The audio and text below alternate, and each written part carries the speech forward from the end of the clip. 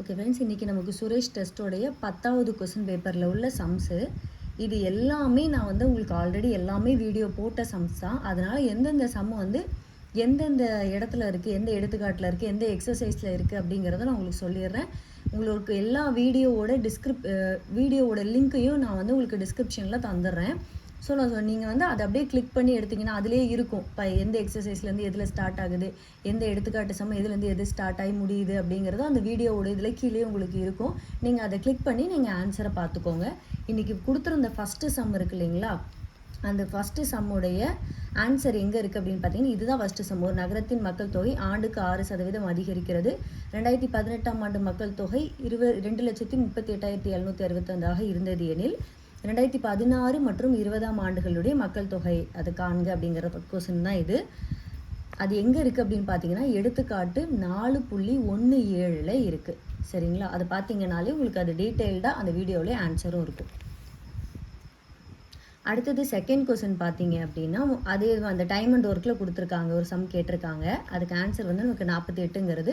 அதோட detailed explanation எங்கே இருக்குது அப்படின்னு பார்த்தீங்கன்னா, பயிற்சி 4.5ல் 6வது சம். நான் ஒரு வீடியோவும் போட்டதுக்கு கீழேயே உங்களுக்கு பயிற்சியில் எத்தனாவது கணக்கில் எந்த பயிற்சியில் எத்தனாவது கணக்குலேருந்து எத்தனாவது கணக்கு வரைக்கும் அந்த வீடியோவில் இருக்குங்கிற லிங்க்கும் இருக்குது. உங்களுக்கு இந்த வீடியோக்குள்ளே எல்லா டிஸ்கிரிப்ஷனும் இருக்கும். ஸோ நீங்கள் அதில் போய் ஆன்சர் பார்த்துக்கோங்க.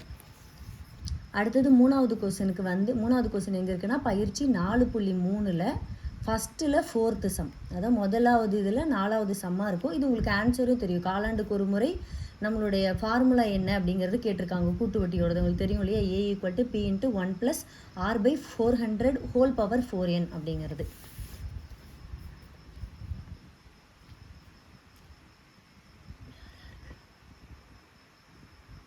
அடுத்தது 4வது சம் பார்த்தீங்கன்னா, பயிற்சி 4.4ல் ஃபஸ்ட்டு சம்.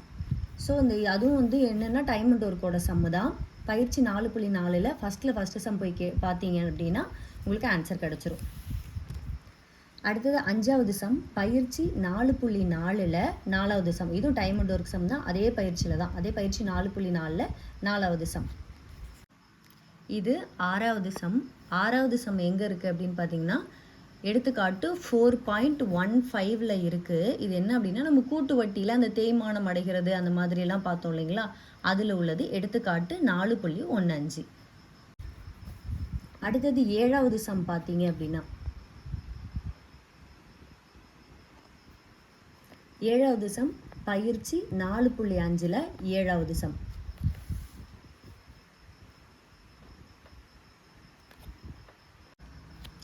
அடுத்து 8வது சம் நமக்கு என்ன சம் அப்படின்னா, கூட்டு வட்டி சம் தான். பயிற்சி 4.3ல் 7வது சம். 9வது சம் பார்த்தீங்க அப்படின்னா, டைம் அண்ட் ஒர்க்கில் உள்ள சம் தான். இதுதான் சம்மு. இதோடைய அந்த ஆன்சர் டீட்டெயில் எங்கே இருக்குது அப்படின்னு பார்த்தீங்கன்னா, பயிற்சி 4.5ல் 13வது சம். அடுத்தது 10வது சம். 10வது சம் நமக்கு கூட்டு வட்டி சம்மு. பயிற்சி 4.3ல் 9வது சம்.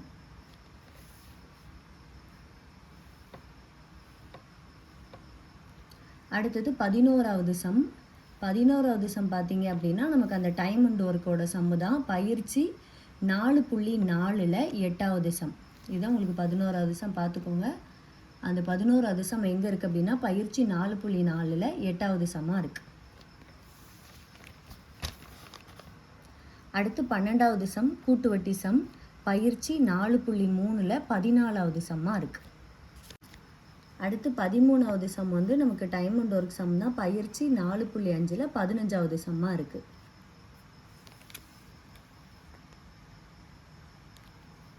அடுத்து 14வது சம் நமக்கு அந்த கூட்டு வட்டியில் உள்ள அந்த வீதங்கள் கூடுது குறையுது அப்படிங்கிற சம்மு. எடுத்துக்காட்டு 4.16.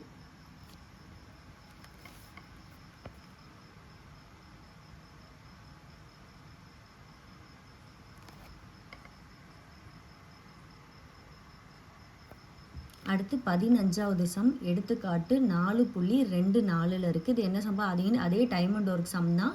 எடுத்துக்காட்டு 4.24.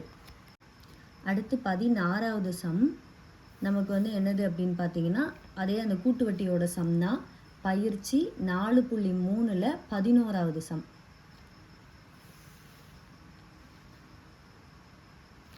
அடுத்து 17வது சம் பார்த்தீங்க அப்படின்னா நம்மளுடைய அந்த டைம் அண்ட் ஒர்க்கு சம் தான். பயிற்சி 4.4ல் 5வது சம்.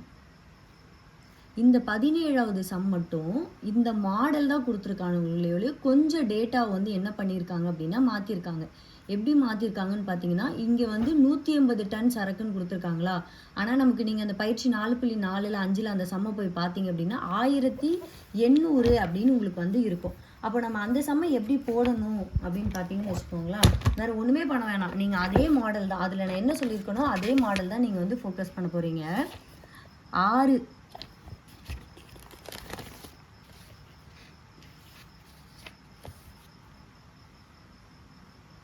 அது என்ன கொஸ்டினில் நமக்கு கொடுத்துருக்காங்க அப்படின்னு பார்த்தீங்கன்னா, 6 சரக்கு வண்டிகள் 5 நாட்களில் 135 டன்கள் சரக்குகளை இடம்பெயர்க்கின்றன.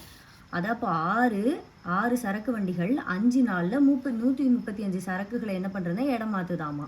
அப்போது 150 டன்கள் சரக்குகளை, அதாவது கொஸ்டினில் கொடுத்துரு 150 டன் சரக்குகளை 4 நாட்களில் இடம்பெயர்க்க எத்தனை சரக்கு வண்டிகள் கூடுதலாக தேவைன்னு கேட்டிருக்காங்க. அப்போ நாட்களை எத்தனை கூடுதலாக தேவைங்கிற வார்த்தை தான் நமக்கு ரொம்ப இம்பார்ட்டண்ட். அப்படியே எத்தனை நாட்கள்னு கேட்டிருந்தா எக்ஸ்ன்னு வச்சுருந்துருப்போம். இந்த 6 பேரோட போக சேர்த்து இன்னும் கூடுதலாக எத்தனை பேர் அப்படின்னு கேட்டிருக்கிறதுனால x+6. இந்த x+6 அப்படியே வச்சுக்கோங்க. மீதி இருக்கிறது எல்லாத்தையும் அடிச்சு கொடுத்தீங்கன்னா 10ன்னு ஆன்சர் கிடைக்கும். இப்போ 10 = x+6ன்னு கிடைக்குமா? எக்ஸ் தான் நமக்கு தேவை. அப்போ 10 - 6ங்கிறது 4ன்னு கிடைக்கும். இதே இது நீங்கள் இந்த எக்ஸசைஸில் போய் பார்த்தீங்க அப்படின்னா, இந்த பயிற்சி 4.4ல் 5ல் இதே மாடல் தான், ஆனால் டேட்டா என்னவாக இருக்கும் 1800 இருக்கும். அதனால் ஆன்சர் நமக்கு என்னன்னு கிடச்சிருக்குன்னா 94ன்னு கிடச்சிருக்கும். அது வேறு ஆன்சராக இருக்குது, இது வேறு ஆன்சராக இருக்காதுன்னு பார்க்காதீங்க. நான் டேட்டா இதை மட்டும் கொஞ்சம் மாற்றி கொடுத்துருக்காங்க. ஸோ நீங்கள் இதில் அதே மாடலில் வச்சு போட்டிங்கனாலே உங்களுக்கு என்னது 4ங்கிறது ஆன்சர் கிடச்சிடும். அடுத்தது 18வது சம். இதுவும் நம்மளுடைய கூட்டுவட்டி சம் தான். பயிற்சி 4.3ல் 5வது சம். அடுத்தது 19வது சம்மும் கூட்டுவட்டி சம் தான். பயிற்சி 4.3ல் 15வது சம். அடுத்தது 20வது சம்மும் வந்து நம்மளுடைய கூட்டுவட்டியில் அந்த தேய்மானம் அடைகிறது அப்படிங்கிற சம் தான். பயிற்சி 4.3ல் 13வது சம். அடுத்தது 21வது சம் வந்து டைம் அண்ட் ஒர்க்கு சம்மு தான். பயிற்சி 4.4ல் 1வது இதில் 4வது சம். அடுத்தது 22வது சம்மும் நமக்கு டைம் அண்ட் ஒர்க் சம் தான். எடுத்துக்காட்டு 4.22. அடுத்து 23வது சம். இது வந்து 23வது சம். 23வது சம் வந்து நமக்கு என்னது டைம் அண்ட் ஒர்க் சம் தான். பயிற்சி 4.4ல் 9வது சம். அடுத்தது 24வது சம் நமக்கு கூட்டுவட்டி சம். பயிற்சி 4.3ல் 1வது இதில் 2வது சம் அப்படின்னு இருக்கும். 1ல் 2வது சம் 4.3ல். அடுத்தது 25வது சம் கடைசி சம். இது என்ன அப்படின்னா அந்த டைம் அண்ட் ஒர்க் சம் தான் கொடுத்துருக்காங்க. பயிற்சி 4.4ல் 3வது சம்.